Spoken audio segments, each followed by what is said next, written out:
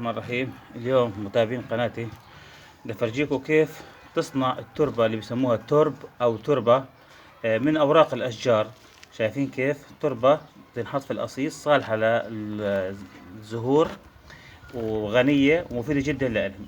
وهاي التربة لما نصنعها وتزرع فيها حتكون ممتازة جدا للزهور. والان حنفرجيكم طريقة صنع التربة هاي. طبعا احنا بالخريف لما نصير وقت قطف الزيتون بنزل عنا اوراق اشجار كثير، شايفين كيف بنخليها حتى تنشف، وبعدين بنجمعها وبنحطها بدلو او بوعاء كبير او على حسب ما انت بدك،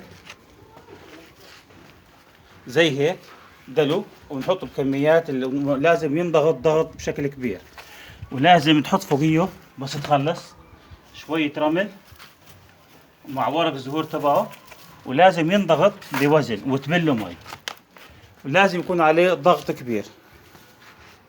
طبعا الضغط حيكون كيف لما انت تحط ورق الشجر اللي زي هذا الناشف، ورق الشجر لما تجمعه وتحطه في دلو وتضغطه. وطبعا انا بحب احط ورق الزيتون لانه ورق صغير واسهل، بياخذ حيز اكثر. فيك تستخدم اي نوع من اوراق الاشجار، طبعا ممكن ورق زيتون، ورق رمان، ورق تين، اللي بيكون عندك استخدمه. لما تحطه في الدلو وتضغطه، آلية ضغطه انك تحط فوقيه رمل كامل، وبعدين تسقيه، تحط عليه مي، تغرقه مي بصير طبقة طين فوقه، وبتحط فوقه اشي يضغطه، وبتحط فوق الضغط وزن تاني عشان يضغطه.